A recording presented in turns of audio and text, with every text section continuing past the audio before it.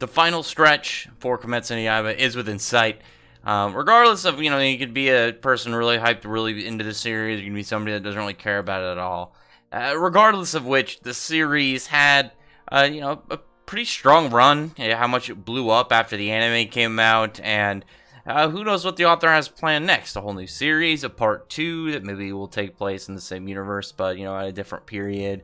Who knows? There's a lot of options that the author can do, and who knows what exactly she's going to be doing.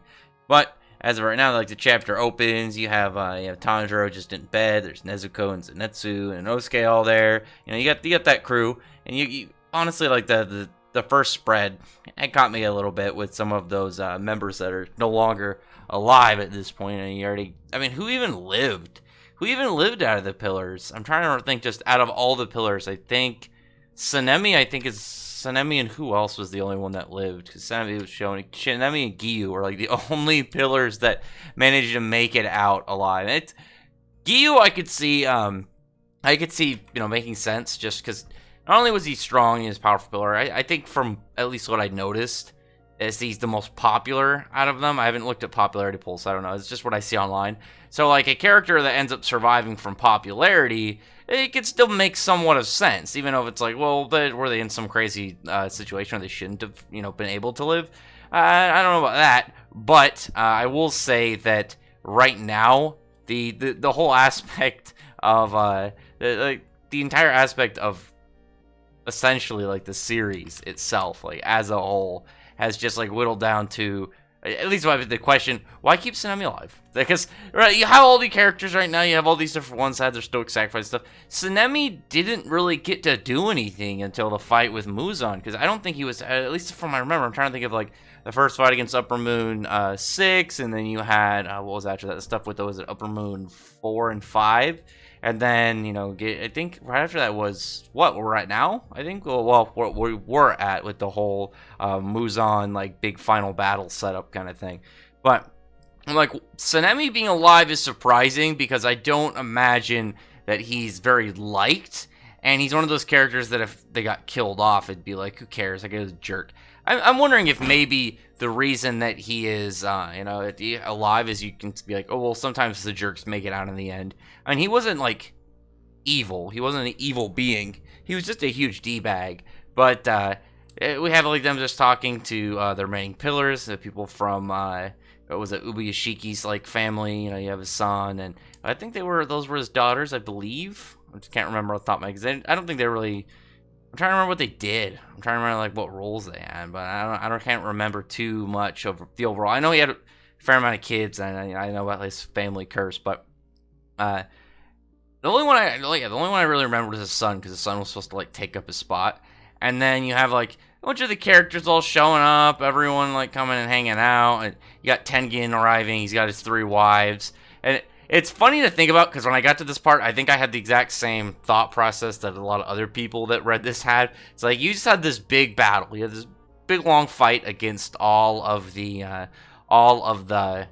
Upper Moons and Muzan himself, and a lot of them died. I think it's like Tengen was busy, like, banging out his wives and not really participating in any of this. Which at the same time, it's like, well, that was smart on him. Get out while he's still alive. Let somebody else take a spot. He's on top of that, he's like, well, I only have 1 arm now, so I'm not going to be at full power. So I don't need to be a pillar anymore. But it's just funny to think about when you have stuff like that. It's even kind of like if you went with, like, today's world, and it's like all the stuff going on, like the corona, and it's like, well, what are the Amish people? They probably don't even know or care, and they're just doing their thing. That's essentially like, well, with Tengen, he's just... that he was busy doing his own thing. He cared enough to at least to come visit, and I was like, yeah, good job, you guys did all these things, but during all that, he was like, I got 3 wives to keep me company, I'm good. You guys do your battle thing. But it was sad when I saw Rengoku's father show up, and I was reminded about Tanjiro, like, Tanjiro just, having the hilt of a sword. I forgot about that a little bit, because I remember he got the sword, and I was thinking, like, part of it, but I forgot that when he Rengoku died, he gave him the cross guard of his weapon. But well, it's funny because that's such a big moment for Tanjiro to have, and I completely spaced out my mind like the first time I was reading. It's like, what is he talking about? Oh yeah, because it's the shape of a flame and stuff. So it had to do with Rengoku as the flame pillar. But after that point, You have it's Tanjiro, he's talking and they're doing their things, just kind of like conversing. You got to see even was it Igoro, his snake is still alive, hanging out. And now it's all wrapping up. It's all getting kind of chill. You have Sanemi actually being nice to Nezuko, which was a really weird interaction to have, but it's understandable. Like, he's not gonna treat her differently before, or now he's not gonna treat her differently than any other human. Beforehand, she was a demon. And she and him I want to say they had beef, but I'm trying to think of sort of, but I don't think Nezuko was really that like intelligent and aware at that time. I feel bad for Zenitsu because when Sanemi goes, she just kind of like gives him some like pat on the head and just like, it's like, all right, cool, take care. I'm getting out of here. And you got to be careful, man. There's something about like the D-bag who at one point hurt one of these chicks that always seems to end up getting like the small girl by the end. You got like Gajil and Bon and stuff. It's for some reason Japan, they want to put all the like really scary guys up against with very small chicks. I don't know. Either way, I mean, I get that she's a kid. Maybe she'll get bigger when she's older. But you know what I mean? It's just always like a funny trait that they have. But outside of that, like the chapter kind of gets into like a warm, like pretty comfortable spot, and showing some of these characters just them living now. It eventually kind of winds down. You see them putting in, they seem to be praying for all the people that have fallen.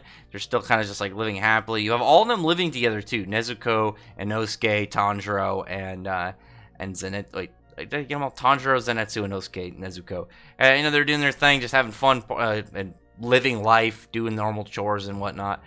There was that very last panel that's intriguing because it shows like modern, buildings and whatnot. So is like the series gonna, do a time skip and then be like, yeah, things are doing good now? You see some of their descendants, or is it gonna be like Muzan is still alive, or maybe hint that there's another demon and then things will start back over? And it's like, well, you still, because even if it's like, well, stuff happened at this period, it's like, well, keep in mind at what point they beat Muzan up until that point. Like, how many years and centuries that people had. Well, probably not centuries, there were trains.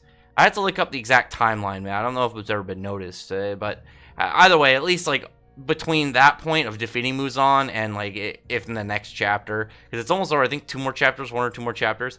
But if within that time, like, it's like, oh, it's been 110 years. So it's like, well, that's still 110 years where the people that didn't have demons running around. I actually thought of a funny joke of it. If the demons, because the way that, they eat people and stuff and they get stronger from, well, it's different from what I was going to regard, because eating humans doesn't make you stronger in it. It's like, what if the like the demons are alive, but they became the ghouls, and this was just a prequel to Tokyo Ghoul, and that Muzan was the One-Eyed King or something.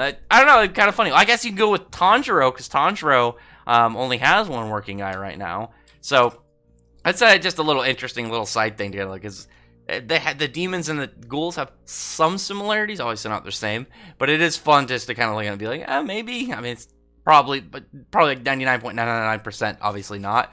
But there's always that fun speculation of just like, huh? Yeah, there we go. We can at least like look at that and gauge what's going on, very mildly. But other than that, though, comment below. Tell me your thoughts are about this. It's weird seeing this series come to an end. I'm really intrigued on what the author has planned for the future, like in brand new work or a part 2 of Kimetsu no Yaiba, because you can honestly have this kind of style going for a long time, because for the most part, like, it was, yeah, stop the demons. You gotta stop Muzan, you gotta kill him, and end this whole cycle. There wasn't, like, a large, like, expanding plot outside of that going, and, like, you have multiple other plots like most Battle Shonen do. It was more of, hey, it's straightforward, this is what we gotta do, we gotta get to it, we have to, we pretty much gotta kill him in order to bring peace. Otherwise, he's just gonna keep doing what he's doing, make more demons doing their thing.